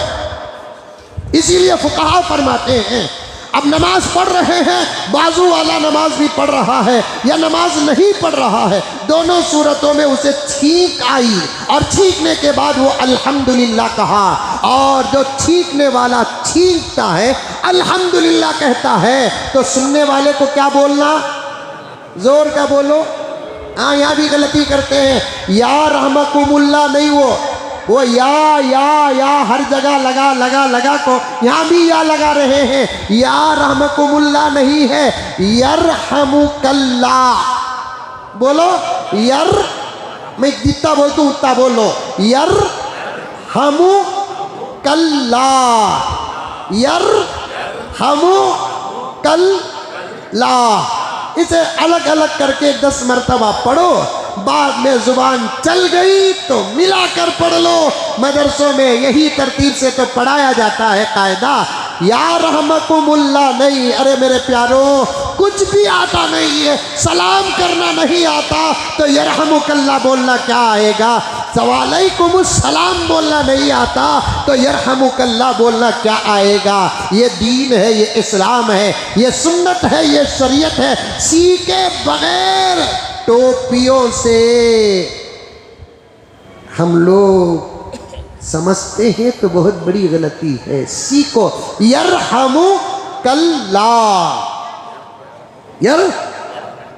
यरहमुकल्लाह। और एक बात बीच में आ रही है, अर्ज करता हूँ, जितना जहां बोलना उतना जो बोलना, ये सुन्नत, एक्स्ट्रा करेंगे तो ये बिदअत। हजरत अब्दुल्ला इब्ने उमर रजी अल्लाह ताला अन्हु मुहीउस सुन्ना, हजरत हुजूर पाक के सहाबी हैं, उमर के बेटे हैं हजरत अब्दुल्ला इब्ने उमर रजी अल्लाह ताला अन्हु। हुजूर की हर सुन्नत पर अमल करने वाले, यहाँ तक कि आपकी सीरत में आता है जहाँ नबी पेशाब के लिए बैठे, हजरत अब्दुल्ला इब्ने उमर को पेशाब ना भी आता, वो जगह पर बैठकर उठते, पूछते तो कहते यहाँ मेरा नबी बैठा, गुजरते हुए वो मकाम छोड़कर कैसे गुजरूं। सुन्नत पर इतना एहतमाम। आज हमें सुन्नत पर एहतमाम नहीं करते, गैरों के तरीक़ों का एहतमाम होता है। अभी 3-4 दिन में तुम्हारा साल बदलने वाला है। हमारा नहीं बात, अरे 3-4 दिन में तुम्हारा साल बदलने वाला है। हजरत न हैप्पी न्यू ईयर मना सकते क्या हजरत? ये नहीं कि पूछा जहर पी सकते क्या हजरत, कुत्ता खा सकते क्या हजरत, सुअर खा सकते क्या हजरत, शराब पी सकते क्या हजरत। ये सवाल करना जैसा गुनाह है हैप्पी न्यू ईयर मनाना, ये सवाल करना भी उतना ही बड़ा गुनाह है। क्यों नहीं पूछता मुसलमान कि कुत्ता खा सकते हैं क्या? पूछ। कैसा पूछूं हजरत, हमारे मजहब में हराम ना हजरत, तो फिर क्या हैप्पी न्यू ईयर शबे कदर? समझ नौजवान, समझ। अल्लाह मेरी बात गलत कर दे, मैं तौबा करते हुए अर्ज कर रहा हूं नौजवान, आज तेरे आमाल से तेरा नबी तुझसे नाराज है।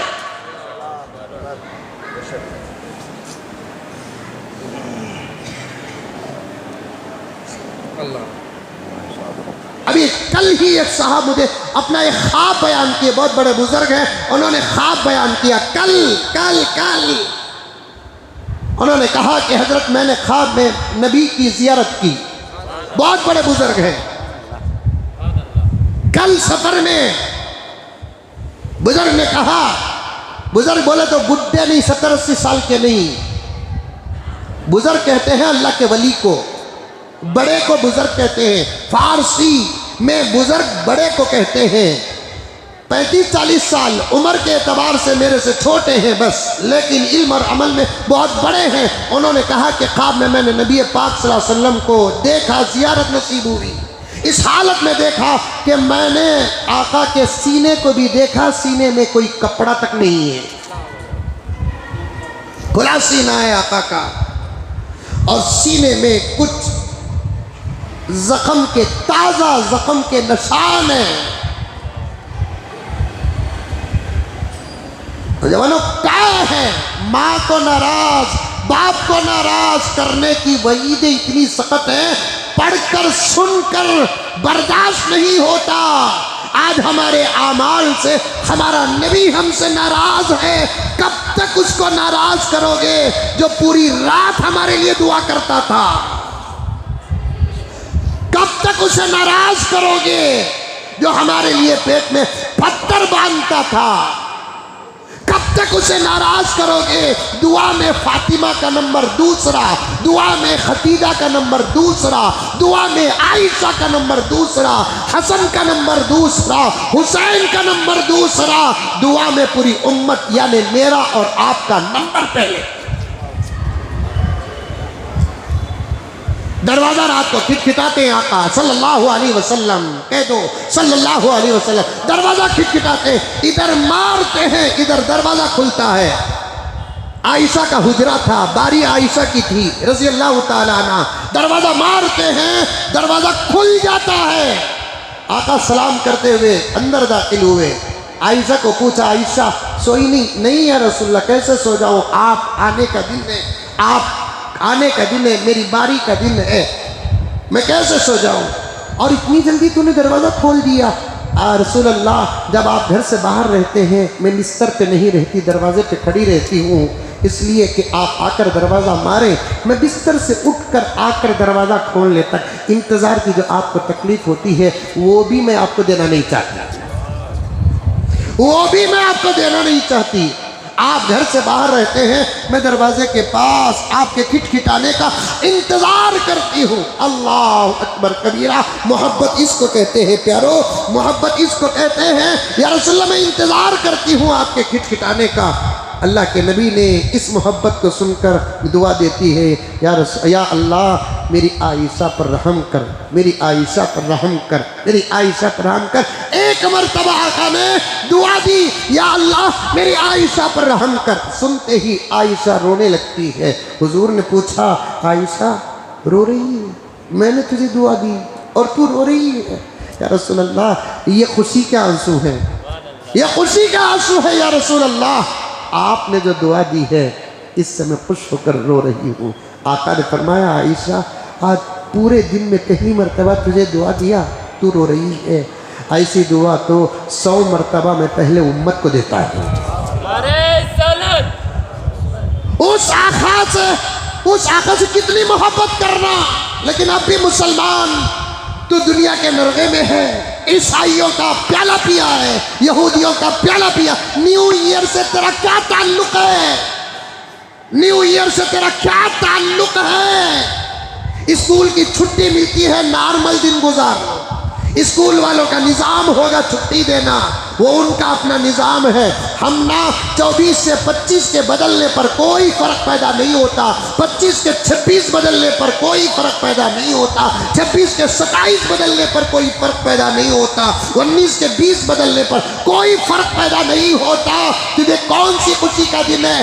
कुरान से साबित कर, हदीस से साबित कर। यह निज़ाम तो तारीख का हमारा भी नहीं है जिसको हमने इख्तियार किया हो। सूरत का हिसाब है, गर्चे के सही है, लेकिन हमारा निज़ाम नहीं है। उस तारीख को, अहमियत का दिन ईसाई मनाते हैं और हम ना तो कोई उससे ताल्लुक़ नहीं है। हम अपने घरों में उस दिन खुशियाँ मनाएं, यह नबी पाक सल्लल्लाहु अलैहि वसल्लम को तकलीफ़ देने के बराबर है। अच्छे कपड़े पहने, तकलीफ़ देने के बराबर है। इसीलिए तो कहा जाता है तरबियत ऐसी करो, तरबियत ऐसी करो, तरबियत ऐसी करो कि आका सल्लल्लाहु अलैहि वसल्लम खुश हो जाए। अरे अंग्रेजी स्कूलों में पढ़ाने के मुखालिफ हम क्यों हैं? ईसाई स्कूलों में पढ़ाने के खिलाफ हम क्यों हैं? ये देखिए, एक बच्चा है, उसकी माँ है, माँ से पता चलता है कि बच्चा मुसलमान है, और माँ से पता चलता है कि बच्चा मुसलमान है। माँ से पता कैसे चला? अगर ये बुर्का ना पहनती तो ये भी पता न चलता। ये बुर्का पहन कर बता रही है मैं भी मुसलमान हूँ, मेरा ये बच्चा भी मुसलमान है। अरे प्यारो, ये तस्वीर जहाँ तक जाएगी, और आपसे मैं कहना चाहता हूँ, आप मुझे जवाब दो कि इस तस्वीर का हमारे मजहब से क्या ताल्लुक है? ये 10 साल का बच्चा होगा, 11 साल का बच्चा होगा, 8 साल का बच्चा होगा, इस तस्वीर से हमारा क्या ताल्लुक है? इस लिबास से हमारा क्या ताल्लुक है? ये खड़ा हो जा, इस लिबास से हमारा ताल्लुक है, ये टोपी वाले लिबास से हमारा ताल्लुक है, ये शेरवानी से, ये जुब्बे से हमारा लिबास है। इसे जिस मैदान में जाकर खड़ा करो, जमाना कहेगा कि मुसलमान बाप का बेटा है, मुसलमान अम्मा का बेटा है। इस लिबास से हमारा क्या ताल्लुक है? स्कूल वालों ने पहनाया, बच्चे की अम्मा ने पहना दी। और मेरे दोस्तों, क्या ये इस्लाम वाला अमल है? इसीलिए तो कहते हैं कि तालीम 19-20 हो तो कोई बात नहीं, हमारे बच्चों को उन स्कूलों में पढ़ाओ जो स्कूलों का निज़ाम मुसलमानों के हाथ में है। तालीम ना भी मिली तो तरबियत मिल जाएगी, तालीम ना भी मिले तो तरबियत मिल जाएगी, तरबियत मिल जाएगी। किसमिस की छुट्टी आती है, आने दीजिए, उनका अपना मजहब है। 1 जनवरी आने दीजिए, 31 दिसंबर जैसे 1 जनवरी वैसे, साल के बदलने से कुछ भी नहीं होगा, कुछ भी नहीं होगा। हैप्पी न्यू ईयर मुबारकबाद देना भी जायज नहीं। अगर कोई मैसेज करता है, रिप्ले करना भी जायज नहीं। और मोबाइलों के वॉलपेपर और डिस्प्ले में हैप्पी न्यू ईयर का कोई जुमला लिखना भी जायज नहीं। खामोश नॉर्मल गुजारो, हमें क्या जरूरत है दूसरों का थूक चाटने की? हमारे पास सुन्नत का शहद मौजूद है। हमको क्या जरूरत है दूसरों का थूक चाटने की? हमारे पास सुन्नत का शहद मौजूद है, हमारे आका की सुन्नतें मौजूद है। अल्लाहु अकबर कबीरा, अल्लाहु अकबर कबीरा। अमल करो, अमल करो, अमल करो। और अपने घर की जवान और स्कूलों में पढ़ने वाली बच्चियों पर उस दिन कड़ी नजर करो, कड़ी नजर रखो। ये हमारा नौजवान तबका कंट्रोल से बाहर हो चुका है, नौजवान लड़कियों का तबका कंट्रोल से बाहर हो चुका है। छुपते छुपाते मैसेज कर रहे हैं, ला हौल वला कुव्वत इल्ला बिल्लाह। मैं तो यहाँ तक तकवे को सामने रख कर करूँ, हैप्पी न्यू ईयर के मौके पर जो चीज़ें बिकती हैं, ईमान की हिफाजत के खातिर दुकानों में उन चीज़ों का बेचना भी तकवे के खिलाफ है। उन चीजों का बेचना भी तकवे के खिलाफ है, खिलाफ। मुबारकबादी पूछ रहा है बेवकूफ अहमक। एक ने पूछा लेकिन सवाल हजारों का है। ये सियासी लीडर है ना, ये सियासी लीडर है ना, इनको इस्लाम पेश करने का मौका मिलकर भी पेश नहीं करते। पता नहीं कि ऐसे कामों में मुब्तला लोग, इनका हशर क्या होगा, इनका हिसाब क्या होगा, पता नहीं। अल्लाह के नबी के दरबार में हाजिरी का कैसे मौका मिलेगा, पता नहीं। जैसे ही नया साल शुरू होता है, मसाजिद के जिम्मेदारान में से अक्सर वो भी हैप्पी न्यू ईयर के कटआउट बनाते हैं। ये सियासी मुसलमान लीडरान भी कटआउट बनाते हैं। हमने तुमको मोहम्मद का गुलाम समझकर वोट डाला और जीतते ही तुमने गिरगिट की तरह रंग बदल दिया। बेहतर था कि तुम्हारे मुकाबले में हम किसी पक्के हिंदू को वोट दे देते। आज हमको जुमे के मौके पर तुम्हारे लिए बयान करने का मौका न मिलता। मेरा जनाजा उठा दो, फर्क पैदा नहीं होगा। तुम्हारे चमचे हमारा कुछ बिगाड़ नहीं सकते। शरीयत शरीयत है, किसी बाप की प्रॉपर्टी के कागजात नहीं है।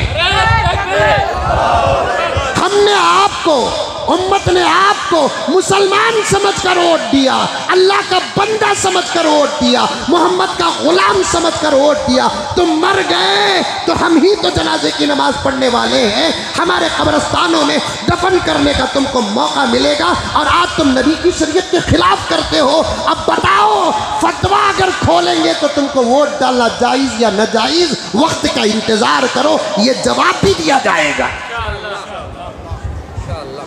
मौका मिलता है तो इस्लाम का इजहार करो। मैं रोकता हूं मेरे दोस्तों को जब शरीयत के खिलाफ कोई काम करते हैं। आप भी तो रोको, जब बड़े हैं तो रोको भाई, हमारे बारे में वो काम न करो जो काम करने से हमारा नबी नाराज होता है। मैं पूछना चाहता हूं, सीएम बड़ा है कि हमारा नबी बड़ा है? पीएम बड़ा है कि हमारा नबी बड़ा है? हमारी माँ बड़ी है कि हमारा नबी बड़ा है? हमारा बाप बड़ा है कि हमारा नबी बड़ा है? अल्लाह के बाद तो रब्बे काबा की कसम हमारा नबी ही तो बड़ा है। ये मेरी मोहब्बत नहीं, खुदा का फैसला है।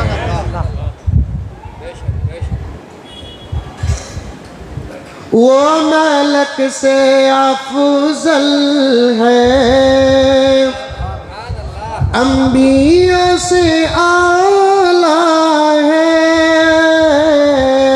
रब के बाद ही सबसे, रब के बाद ही सबसे बढ़ के कमली वाला है। वो बड़ा है हमारे लिए अल्लाह के बाद, और कायनात में सबसे बड़ा अल्लाह के बाद हमारा नबी है। उसकी शरीयत के खिलाफ कोई काम आ जाए, उसे हाथ से मत फेंको, पाँव से ठोकर मारो। सुनने में आ रहा है जुमला,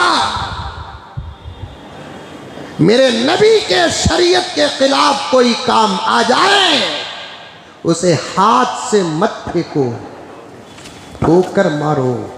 मेरे नबी से बढ़कर कोई नहीं हमारे लिए, मेरे नबी के फरमान से बढ़कर किसी का फरमान नहीं, मेरे नबी के अमल से बढ़कर किसी का अमल नहीं। जो नबी मेरा लिया हम मरकर भी वो लेंगे, जिसको मेरा नबी छोड़ दिया खुदा की कसम हम कभी उसे हाथ लगाना तो दूर की बात के नजर भी नहीं डालेंगे। ये तरबियत कुरान हमको देता है, मा आताकुमुर रसूलु फखुदू, मा आताकुमुर रसूलु फखुदू वमा नहाकुम अन्हु फंतहू। तुम्हारा नबी जो लेकर आया, समंदर पार करके भी उसे ले लो। जो नबी तुम्हारा छोड़ दिया, खरीब भी है तो उसे थूक दो, बच जाओ। पूछते हो हैप्पी न्यू ईयर मना सकते हैं? नहीं, फिर मुझे जुमला दोहराने की इजाजत दो। ये क्यों नहीं पूछते कि कुत्ता खा सकते हैं? ये सवाल तुझे समझ में आता है? सुअर खा सकते हैं क्या? क्यों नहीं पूछता? ये सवाल समझ में आता है? अम्मा से शादी क्यों नहीं कर सकते? ये सवाल समझ में आता है? बहन से शादी कर सकते हैं क्या? ये सवाल तुझे समझ में आ रहा है? ये सवाल करने से पहले तेरा ईमान तेरे सामने आ रहा है, इसीलिए तो सवाल नहीं कर रहा है। मेरे प्यारे, तेरी हर तरफ से मैं तौहीन नहीं, तेरी तारीफ भी करूंगा। अम्मा से शादी का सवाल क्यों नहीं करता? ईमान सामने आ रहा है। बहन से शादी का सवाल क्यों नहीं करता? ईमान सामने आ रहा है। बेटी से शादी का सवाल क्यों नहीं करता? ईमान सामने आ रहा है। कुत्ते के गोश्त का सवाल क्यों नहीं करता? ईमान सामने आ रहा है। सुअर के गोश्त का सवाल क्यों नहीं करता? ईमान सामने आ रहा है। फिर हैप्पी न्यू ईयर का सवाल क्यों करता है? उस वक्त तेरा ईमान कहाँ जाता है? मक्का जाता है कि मदीना जाता है? ईमान को कहीं जाने मत दे, ईमान को अपने साथ रख। ईमान को लेकर मक्का जा, ईमान को लेकर मदीना जा, ईमान को छोड़कर न जा, ईमान को भेज कर तू यहाँ न मत रहे। इसी का नाम ईमान है, इसी को कुरान कहता है, या अय्युहल्लज़ीना आमनुत्तकुल्लाह हक़्क़ तुक़ाती वला तमूतुन्ना इल्ला व अंतुम मुस्लिमून। सुनो सुनो मेरे प्यारो, हज़रत अब्दुल्ला इब्ने उमर आशिक़ रसूल मुहय्यिस सुन्ना, तमाम सहाबा सुन्नत पर अमल करते थे, लेकिन हज़रत अब्दुल्ला इब्ने उमर की सुन्नत पर अमल करने की बात ही कुछ और थी। हज़रत अब्दुल्ला इब्ने उमर के बाजू एक सहाबी छींक दिए, छींक आई तो छींके, उन्होंने छींकने के बाद पढ़ा अल्हम्दुलिल्लाह। क्या पढ़ा? अल्हम्दुलिल्लाह पढ़ा। हज़रत अब्दुल्ला इब्ने उमर ने यरहमुकल्लाह पढ़ा, लेकिन छींकने वाला अल्हम्दुलिल्लाह के साथ वस्सलातु वस्सलामु अला रसूलिल्लाह भी पढ़ा। अल्हम्दुलिल्लाह पढ़ा, साथ में क्या पढ़ा? वस्सलातु वस्सलामु अला रसूलिल्लाह पढ़ा। अब प्यारो, इतनी बात तो आपको मालूम होगी, वस्सलातु वस्सलामु मेरे नबी पर दरूद है। गलत किया कि सही किया? जोर से बोलो, तुम्हारी अपने अकल के मुताबिक बताओ, गलत किया कि सही किया? सही किया, तुम्हारी अकल के मुताबिक। अब्दुल्ला इब्ने उमर ने डांटा, आज के बाद अगर ये जुमला कहा तुझे मैं मारूंगा। नबी ने जितना पढ़ाया उतना पढ़, इसी को सुन्नत कहते हैं। दरूद पढ़ने के और भी मौके हैं, उस वक्त दरूद पढ़। अगर वो मौका दरूद का होता तो मेरा नबी न छोड़ता। वो दरूद का मौका नहीं, इसलिए मेरा नबी छोड़ा। सुन्नत किसे कहते हैं? नबी ने जो किया वो करना, जितना किया उतना करना। नबी ने जो पढ़ा वो पढ़ना, नबी ने जितना पढ़ा उतना पढ़ा है। अगर ज़र्रा भी तुम्हारे हमारे तरफ से कमी पेशी हो जाए, खुदा की कसम, खुदा की कसम, बिदअतियों में हमारा नाम होगा। अल्लाह हिफाजत फरमाए, बिदअतियों में नाम होगा। हज़रत अब्दुल्ला इब्ने उमर का फतवा है, अल्हम्दुलिल्लाह के साथ वस्सलातु वस्सलामु अला रसूलिल्लाह पढ़ना बिदअत है, बिदअत है। हमने नबी को ऐसे पढ़ते हुए सुना नहीं, अबू बकर को ऐसे पढ़ते हुए सुना नहीं, उमर को ऐसे पढ़ते हुए सुना नहीं, बाबुल इल्म हज़रत अली को पढ़ते हुए सुना नहीं। ये जुमला पढ़ने वाला बिदअती है। और बिदअती कौन है मालूम? बिदअती कौन है मालूम? जुमला बोलकर अपनी तकरीर ख़त्म करूं। बिदअती कौन है मालूम? प्यारे आका फरमाते हैं, हौज़े कौसर के पास मेरी उम्मत को अल्लाह ताला जाने की इजाज़त देंगे। आएगी मेरी उम्मत, मैं बुला बुला कर उनको आब कौसर पिलाऊंगा, जो दूध से ज़्यादा सफ़ेद, शहद से ज़्यादा मीठा। एक घूंट, एक प्याला नहीं, एक घूंट भी अगर कोई पी लिया, कभी जिंदगी में उसे प्यास ही नहीं लगेगी। एक घूंट अगर पी लिया, जिंदगी में कभी उसे प्यास ही नहीं लगेगी। अल्लाह अकबर कबीरा। वो आकर मेरी उम्मत पिएगी। कुछ लोग आएंगे, उनको आने फरिश्ते नहीं देंगे। मैं पूछूंगा, अरे मलाइका छोड़ो, उनको आने दो। मलाइका कहेंगे, या रसूल अल्लाह, हमको अल्लाह का हुक्म है, इनको हौज़े कौसर तक जाने न दिया जाए। अब नबी अल्लाह से पूछेंगे, अल्लाह ये क्यों आ नहीं सकते? अल्लाह फरमाएंगे, ये आपकी उम्मत में तो थे, लेकिन आपकी सुन्नतों को मिटाकर बिदअत करते थे। बिदअती को तुम्हारे जन्नत के पास जाना तो दूर की बात, बिदअती तुम्हारे हौज़े कौसर के करीब आने के भी लायक नहीं है। कोई काम ऐसा न करो, कोई काम ऐसा न करो। मेरे दोस्त ने ख्वाब में नबी को देखा सल्लल्लाहु अलैहि वसल्लम, आका के सीने मुबारक को देखा, जख्म के छोटे छोटे निशान हैं। उन्होंने रोते रोते पूरा ख्वाब बयान किया और उन्होंने कहा कि मैंने नबी से पूछा, या रसूल अल्लाह, आप कितने हसीन हैं, आपका चेहरा कितना हसीन है, आपका सीना कितना खूबसूरत है, लेकिन ये ज़ख्म के निशान क्या हैं? आका ने फरमाया कि ये दुश्मनों की तकलीफ़ के निशान नहीं हैं, ये मेरे अपने उम्मत के गलत आमाल की तकलीफ़ के निशान हैं। समझो प्यारो, समझो। बहुत उन्वान बाकी है, 2 जुमा से बाकी ही रह रहा है। आइंदा जुमा आने से पहले नया साल दुनिया वालों के हिसाब से पैदा हो रहा है, हमारे हिसाब से तो नया साल का सवाल ही पैदा नहीं होता। हर किस्म के गुनाह से बचो, बिदात से बचो, हर किस्म के शुरूर व फितन से बचो। अल्लाह ताला हम तमाम को अमल करने की तौफीक अता फ़रमाए। आखिर में हमारी मस्जिद के तामीर व तोसी के लिए गुजारिश है कि